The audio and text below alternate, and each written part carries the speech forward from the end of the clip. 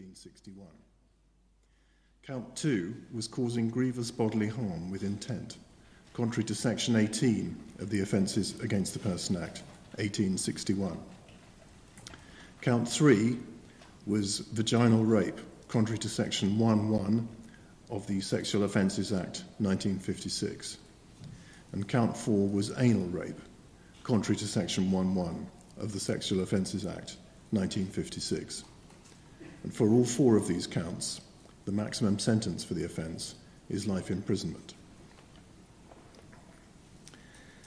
It has long troubled me that our judicial system has utterly inadequate terms for the person to whom the crime is done. We use the word complainant, but this sounds like a kvetch griping about a trivial grievance. We use the word victim, but this sounds like someone with no agency, who merely passively endures whatever is inflicted on them and lacks the gumption to do anything about it. Using these terms is demeaning. No crime ever feels trivial to the person affected by it. The crimes dealt with in this court are all very far from trivial. Cases like this one are as serious as it gets. Moreover, anyone who supports a prosecution that is brought to trial is far from passive. It is a lengthy and demanding process that requires courage, persistence, and willpower. Far from lacking agency, such people have gumption by the truckload. Rape cases are perhaps the most striking examples of this. The people, usually women but not always, who suffer a rape, which then results in a trial, go through a very great deal to help our judicial system. Every single one of them should be thanked and admired unstintingly by every single one of us. Much has been said in the last several years about how uncomfortable our processes are for people who have endured rape, having to tell their story over and over again to the police, to the CPS, and ultimately to the jury.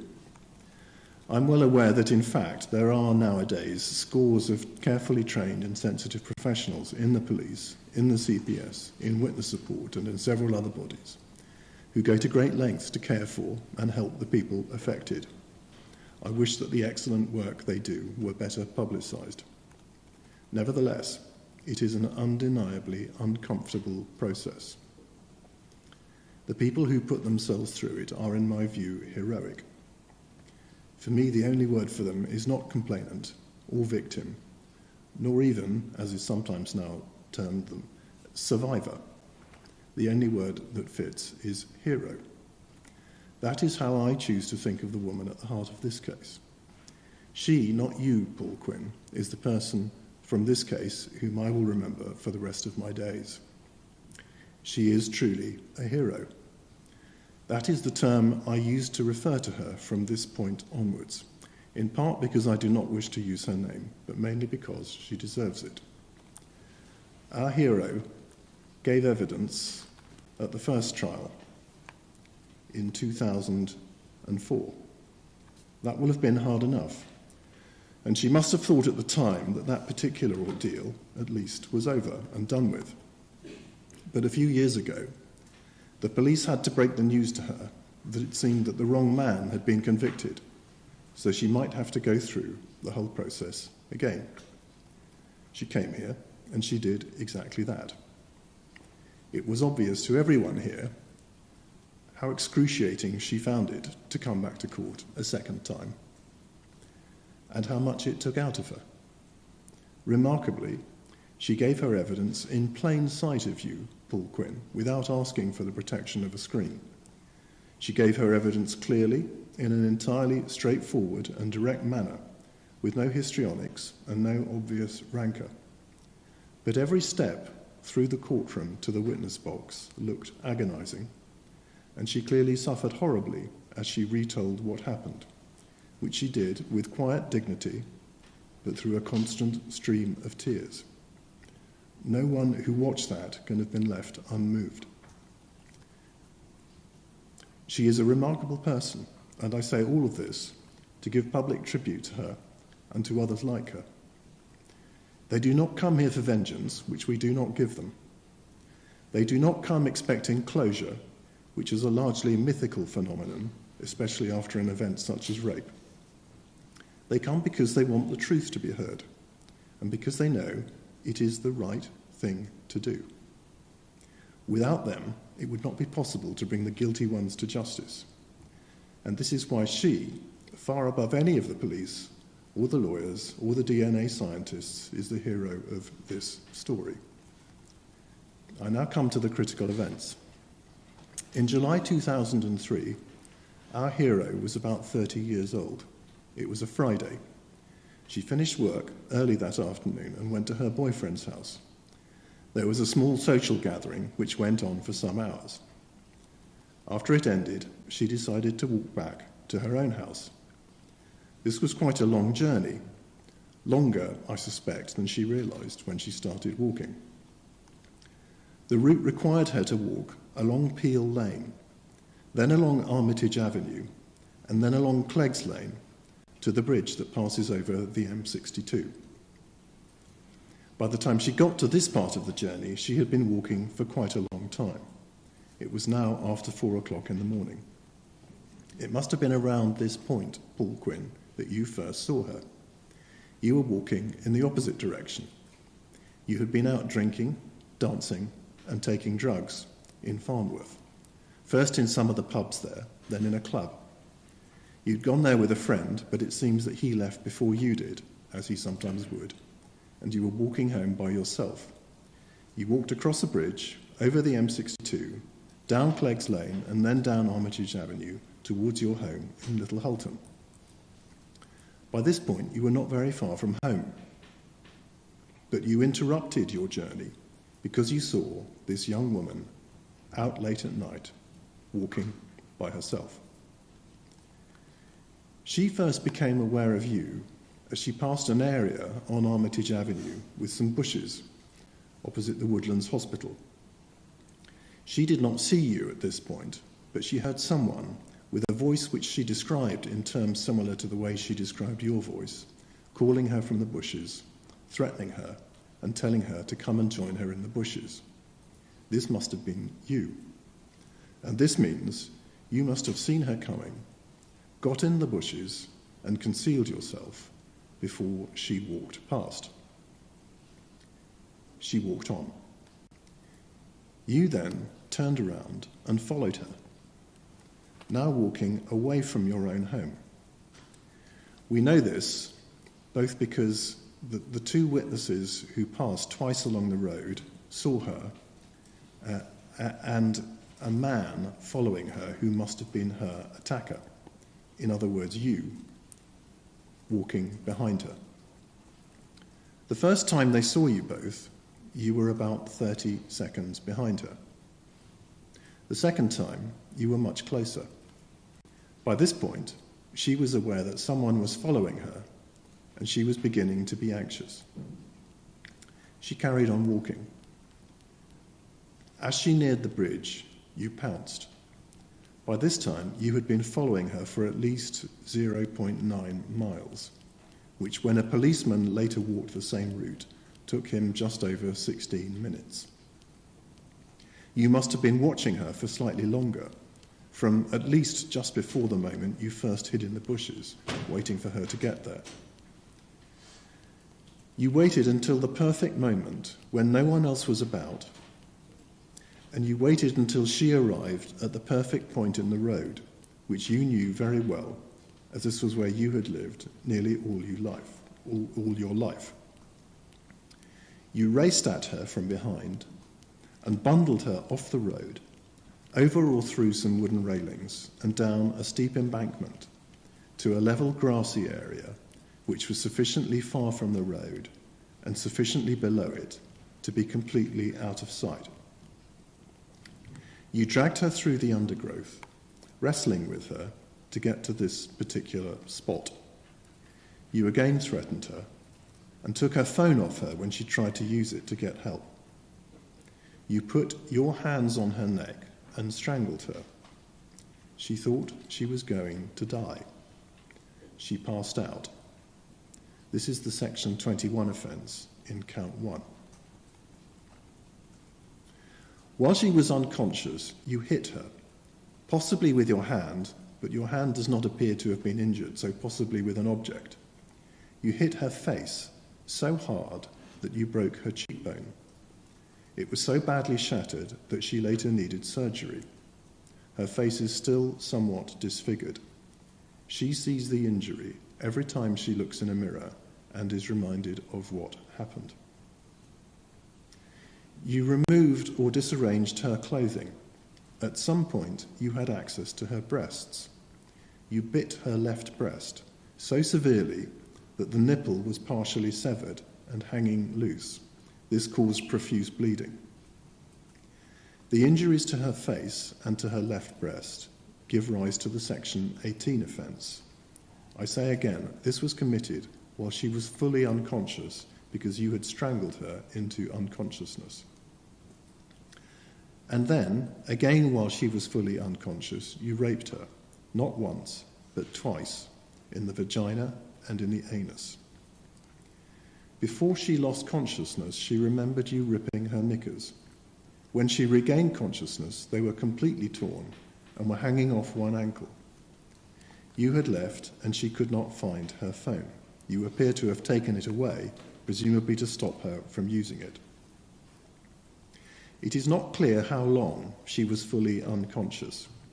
We know that she sent a text message from her phone at 04:26 from a location so close to the site of the attack that it can only have been a very few minutes before the attack occurred.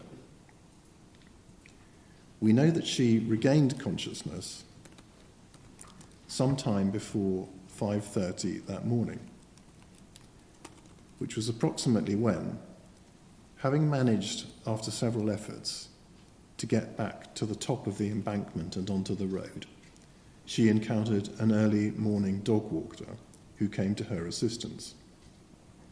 It is therefore conceivable that she was fully unconscious for up to an hour, although perhaps about 30 minutes is a more likely upper limit, bearing in mind her evidence that she drifted in and out of full consciousness for a while, and it took her some time to get to the top of the embankment.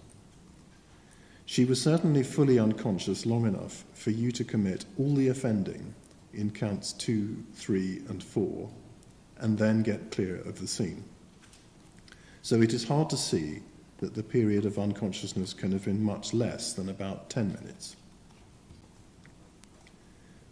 After she met the kind dog walker, he took her to his house nearby.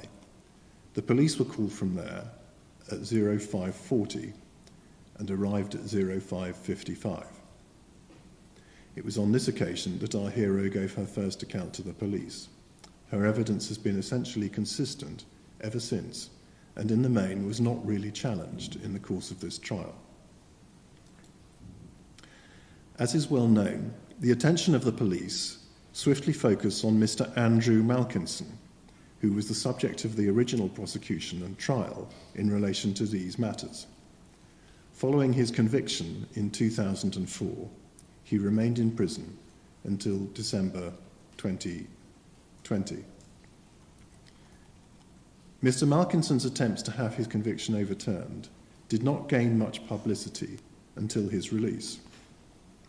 The journalist who principally championed his cause, Miss Emily Duggan, published her first article on the subject on the 13th of September 2020 in The Times.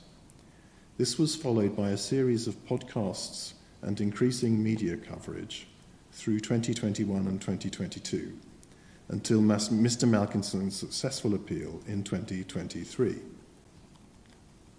The prosecution were not able to find evidence covering your activities over much of the period from 2003 to 2020. However, it is notable that cloud records of your phone activity reveals that on the 12th of September 2019, you visited an old news story filed on the Manchester Evening News website back in 2004 concerning Mr. Malkinson's conviction. You were interested in that story when very few other people yet were. On the same date, you also searched for Wrongly Convicted Cases UK, although very few people then thought that Mr. Malkinson had been wrongly convicted. The prosecution case against you was primarily based on DNA evidence, which it is not necessary to summarise for the purpose of considering your sentence. However, the prosecution also relied on the internet searches I have just mentioned, as well as other evidence relating to your search history. They said that it demonstrated that you were aware all along that Mr. Malkinson had been convicted of the offences committed on Cleggs Lane in July 2003, and that you were also aware all along that he had been wrongly convicted, because those offences were in fact committed by you.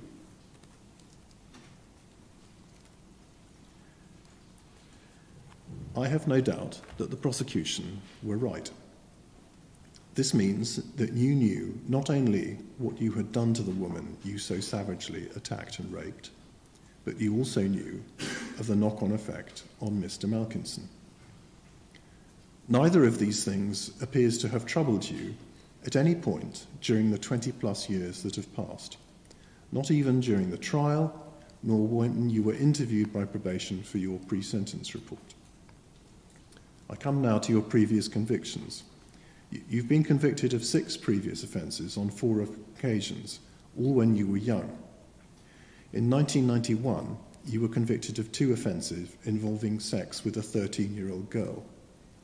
You committed the offences when you were 15 or 16. You were sentenced to 180 hours community service. In 1993, you were convicted of arson endangering life. You set light to a plastic wheelie bin, then placed it against the back door of your ex-girlfriend's property, whilst she and her children were in bed. The back door of the house burnt through to the kitchen, but fortunately, the fire spread no further and no one was injured. You were sentenced to 2 years in a young offender institute.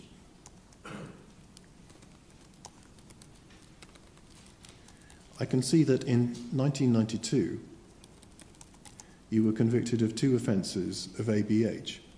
However, I know nothing of the circumstances, save that you were sentenced to a 12-month probation order under 100 hours community service.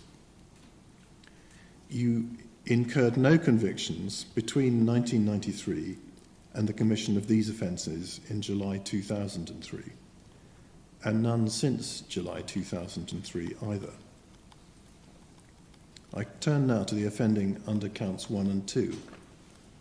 Both Mr. Price KC for the prosecution and Miss Wilding KC for you agreed that the best approach in principle was to treat one of the rape offences, or perhaps both, as the lead offences, these being the most serious, and to pass concurrent sentences on counts 1 and 2, with adjustments for totality.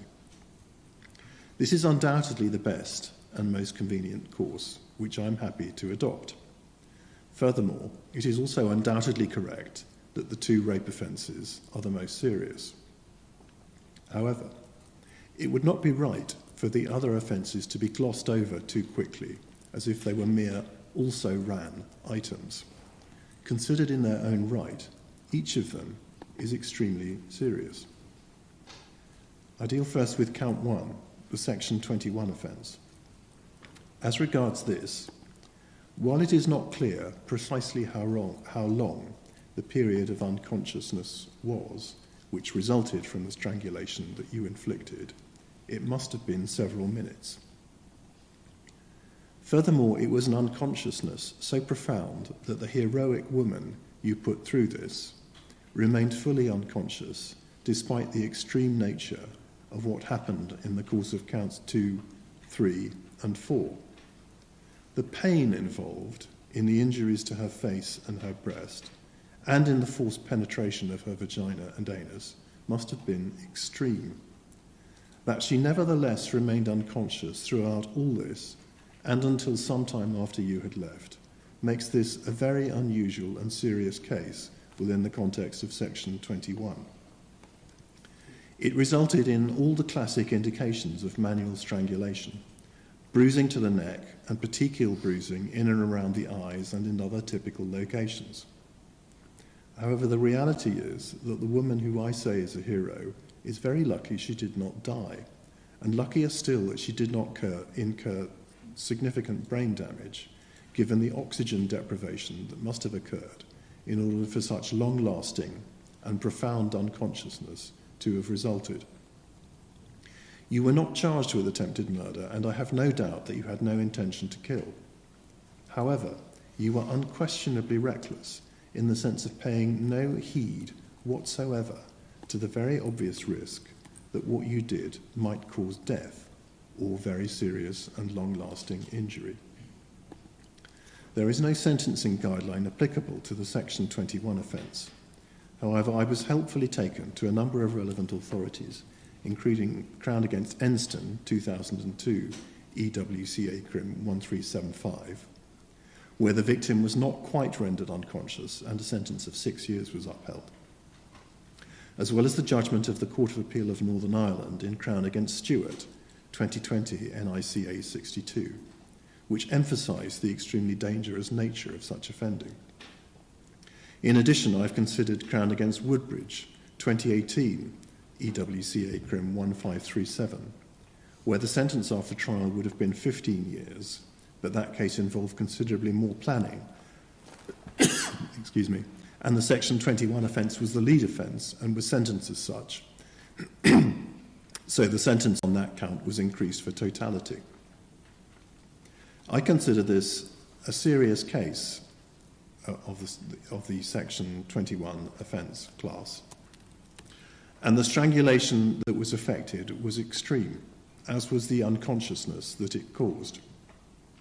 Taken in isolation, that is, if you had committed it intending to rape, but then had not gone on to commit rape or any other offence, and considering matters without regard to aggravating features, such as your extreme intoxication at the relevant time, my sentence would have been 12 years.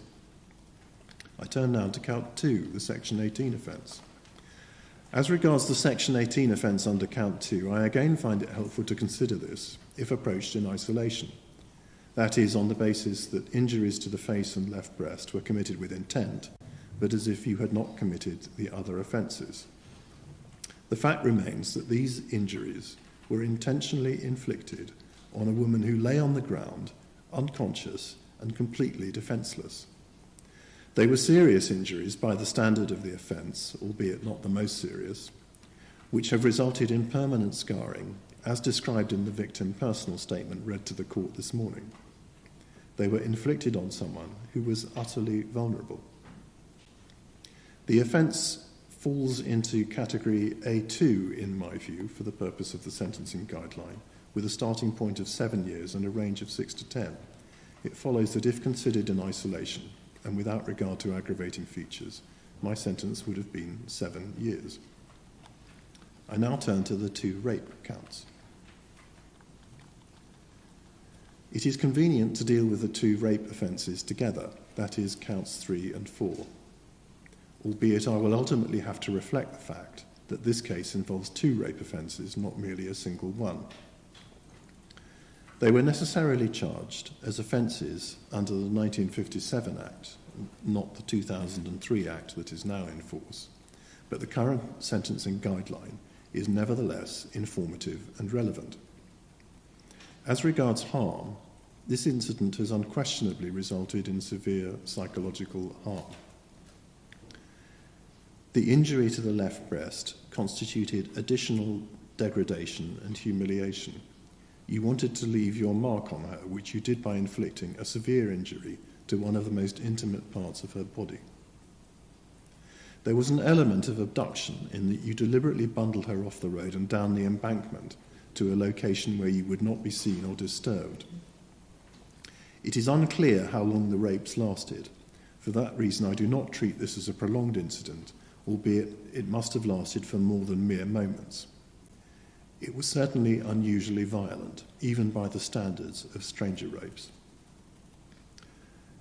As regards culpability, the prosecution have suggested that there was significant planning. I do not quite accept this in direct terms, as it seems unlikely that the idea of committing rape occurred to you much before the incident in the bushes.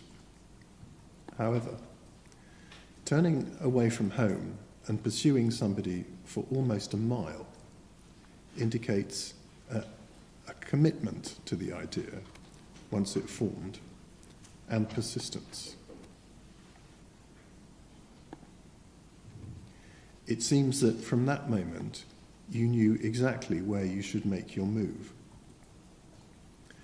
In considering culpability, I find it impossible to ignore the significance of the Section 21 offence. Raping someone who has first been strangled into unconsciousness in the extreme way that you did, with the specific intention of then committing rape, is a very distinct manifestation of culpability, even if not one that is canonically recognised in the sentencing guideline. In saying this, I of course recognise that it is important not to double count by adding to the rape counts to reflect totality, when I have already had regard to the other counts, 1 and 2, when assessing harm and culpability. Ultimately, both counsel accepted that the 2 rape offences should be treated as falling into category A1, with a starting point of 15 years and a range of 13 to 19 years. I consider that the gravity of the harm caused and of your culpability are a long way above the norm for an offence of this kind. I therefore would consider a sentence significantly above the starting point, even before considering the effect of other aggravating features and totality, there being 2 rape counts as well as counts 1 and 2. I now turn to consider harm to Mr. Malkinson. One unusual feature of this case is that while the person most directly affected by the offences was the woman you attacked so viciously and raped, there have also been dire effects on Mr. Malkinson. The prosecution say that I should increase the sentence to reflect the harm done to him. The defence say that this would be unfair. His wrongful conviction is not attributable to anything you did or said, but to the mistakes made by the police and or the CPS and or the scientists previously involved. It is not for me to venture any opinion as to what mistakes were or were not made in relation to Mr. Malkinson. However, I find myself unable to ignore the extraordinary circumstances involved from your perspective. As I have explained, it is utterly clear that you knew throughout that another man had been arrested, charged, convicted, and imprisoned. You knew that his conviction was wrongful. You also knew that it was extremely useful to you. It must have preyed on your conscience that another man was in prison, in effect serving your sentence. It certainly should have preyed on your conscience, but you were only too willing to sit back and take advantage of his misfortune. It is true that you never did anything positive to implicate Mr. Malkinson. However, but for your offending, he would never even have been questioned. But for the care with which you made sure there was no evidence connecting you to the scene and that your shirt was disposed of, he would never have been suspected because the police would readily have identified the true culprit. But for your decision to allow his trial to unfold and his conviction to stand, he would not have remained in prison for the period he did. It would be entirely wrong to compare the indirect evil that you have done to Mr. Malkinson with the direct physical evil that you have done to the heroic woman who suffered at your hands that night. But I do consider your conduct to both of them evil, and the harm done to both of them must be reflected in your sentence. I now turn to other factors increasing seriousness. The previous convictions for sexual offences are somewhat concerning, but not really comparable. The arson conviction is much more concerning because it indicates a complete disregard for the risks caused to others. So there is a resonance with the Section 21 offence for which I now sentence you. However, I recognise that the arson offence occurred a long time ago, and a long time before these offences, when you were, I think, 18 or 19. Of more immediate significance are the following factors. First, our hero's vulnerability. She was a lone woman. Second, timing. This happened in the dead of night. Third, location. The precise place of the initial attack and of the spot where you then committed the offences was a matter of careful selection. Fourth, you took the mobile phone in order to prevent her from calling the police or otherwise getting help. Fifth, in fact, when you left her, she was still unconscious and obviously seriously injured, in an isolated spot where no one would come to assist her. You effectively left her for dead. If she had not come to and then managed to make it to the top of the embankment, which she found difficult, she would have died. Sixth, you disposed of evidence. Your shirt went missing after this night, presumably because it was blood-stained. The evidence on this point from your ex-wife was very compelling, and I am certain that it counted heavily with the jury. Seventh, intoxication. In your police interview, you accepted that you would have been drinking heavily and probably also taking cannabis and or speed and or ecstasy. When you went out on these clubbing evenings, you did so with the express intention of getting drunk and high and then having sex. You were described by one witness as obviously, quote, off his head, close quotes. As already indicated, I will have to increase the sentences on the 2 rape counts to reflect the fact that there were 2 rape offences and to reflect totality in general, subject to all the points already made about not double counting, insofar as they have been taken into account. I now come to personal mitigation. You've been diagnosed with pulmonary sarcoidosis, which will require treatment and monitoring whilst you are in prison. However, this is not a reason for not imposing a custodial sentence. I have read the important and useful letter from your current partner, Lisa Palmer, who speaks very well of you, at least over the period she has known you. I have also read the similar letters from your niece and from your father. It is always good for the court to be reminded that any sentence that is passed does not affect only the person in the dock. It also affects everyone in their immediate family circle. However, this cannot and does not deter me from imposing significant custodial terms for all these offences.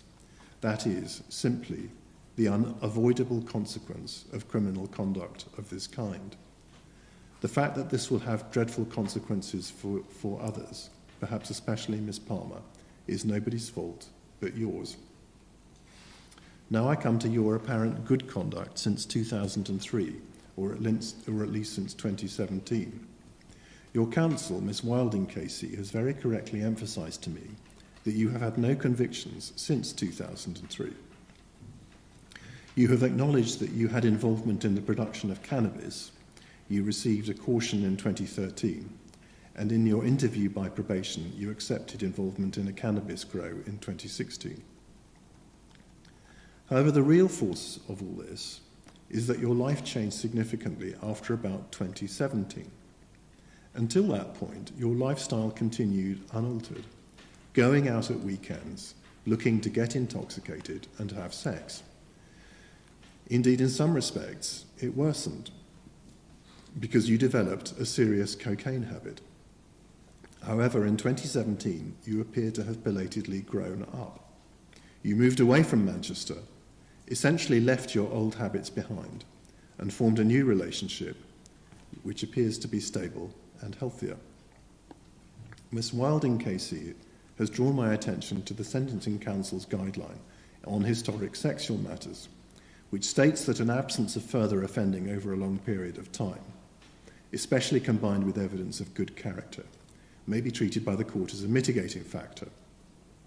She's also directed me to the Crown against H.J. 2012, 1 Weekly Law Reports 1416 at paragraph 47, which is to similar effect. I acknowledge this, but such matters require careful attention to the context. The Sentencing Council guideline also notes that the more serious the offence, the less the weight that should be attributed to this factor. Furthermore, I fully accept that it is often salutary for the court to know how the defendant has behaved since the date of the offence, because this may well provide good evidence of the defendant's character. if the offending behaviour was anomalous or a blip. That is useful information and very often leads to a different approach when sentencing. Furthermore, defendants sometimes can be seen to have taken charge of themselves in response to the offence and or the resulting investigation, which often shocks them into making spontaneous efforts to alter the way they live and behave. This too is important when sentencing. The facts here are quite different. You may not have committed any further rape since 2003, but your behaviour continued to be poor for a very long time. Indeed, in some respects, your burgeoning cocaine habit, it got worse. I see no sign whatsoever that you have ever repented of what happened that night in July 2003.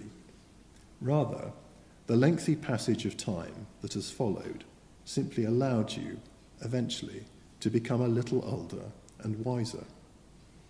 This happens to almost everyone. It is not an indication of anything unusual or particularly creditable. Furthermore, in inviting me to ignore your unchanged lifestyle up to 2017, but give credit for the way you changed your ways thereafter, Miss Wilding KC is effectively asking me to give credit for a process that took place over the years while you were out of prison and Mr. Malkinson was serving his sentence. You were only able to develop in the way that you did because you sat back and enjoyed your liberty at the expense of another innocent man. In reality, Miss Wilding KC is asking me to reduce your sentence for something that only happened because you managed to evade justice for so long and at someone else's expense. I cannot accept this submission. However, I do accept that your altered lifestyle and behaviour are relevant to the assessment of dangerous, which I turn to next. The prosecution have suggested that the offending in this case was so serious that I should impose a life sentence. If you had been charged shortly after July 2003, and I was sentencing you as a 29 or 30-year-old man whose future was still unwritten, I might well have acceded to this suggestion. However, it is here that your altered lifestyle since 2017 really assists you. I cannot say that I consider you will present a significant risk of serious harm to the public for the whole of the rest of your life. However, assessing exactly what risk you will present and for how long is difficult. You are a cause for concern, primarily because of the incredibly grave circumstances of these offences. However, I am also troubled by your general behaviour over a long period of time, which involved deliberate, frequent intoxication, an attitude that you were entitled to sex from others. You boasted in an interview of never having any trouble getting women to have sex with you, giving the impression that you expected it of them, and periodic episodes of loss of temper and violence, generally directed towards women, as with the arson offence and some other incidents or alleged incidents of domestic abuse directed at your ex-wife.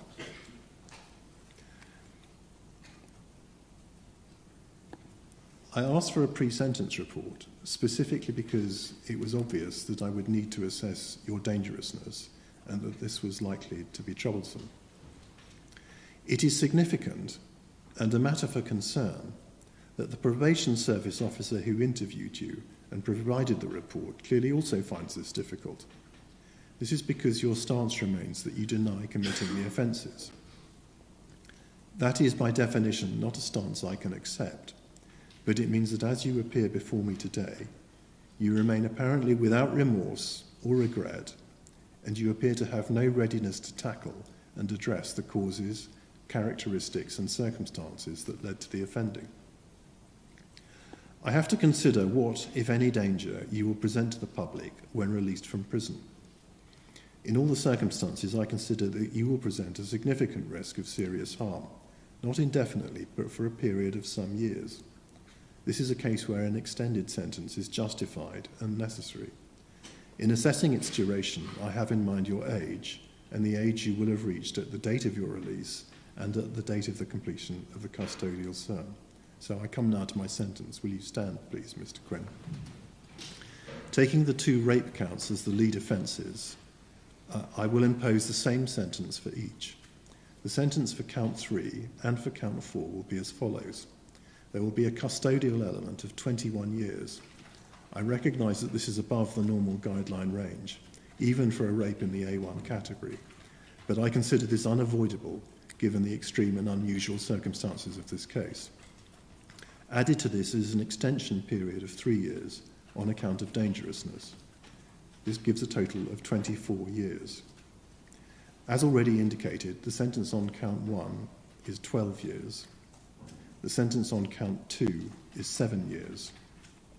The sentence on each count is concurrent with the sentences on the other counts. I'll now explain the effect of this sentence. I've imposed a total sentence of 24 years. You will be released from custody no later than 2/3 of the way through the custodial element of 21 years. In other words, you will be released from custody after 14 years. The time that you've served on remand will count towards this. I've been told that it is agreed that this comes to 633 days. Following your release, the remainder of the sentence will be served on licence in the community. You must comply with all the conditions of your licence, failing which you will be at risk of recall to prison to serve the remainder of the term in custody. I have to make ancillary orders. I certify that you've been convicted of a sexual offence, so that you must, for an indefinite period, keep the police informed at all times of your personal particulars, the address at which you're living, and any alteration in the name you're using. You will be given full details of these requirements on a form at the end of this hearing. The offence of which you've been convicted is one which will make you subject to barring from working with children or others for an indefinite period.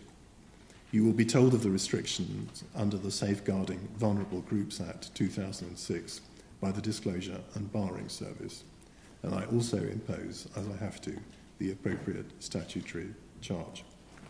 No? Sorry. Doesn't apply. I'm told that doesn't apply. Very good. Then I don't have to. Is that because it's such an antique offence? Yes, thank you. Very good. I hope then that I have now dealt with everything, unless there are any other points that Council want to raise. No, thank you. And that will be all. This sentencing hearing is now at an end. I thank everyone involved. I thank above all the jury, whose patience was tremendous and whose work was also terrific. The public service that we require of jurors is one of the most important things that most citizens ever do. And you now understand this only too well, I'm sure. I thank the council involved, whose assistance has been excellent throughout, and whose sensible cooperation has also been extremely noticeable. I thank the solicitors and the other professionals who helped them, including the experts, whose work was extremely interesting and was well explained. I thank, of course, the police, as always, and above all, I thank the lady to whom I've already acknowledged our debt.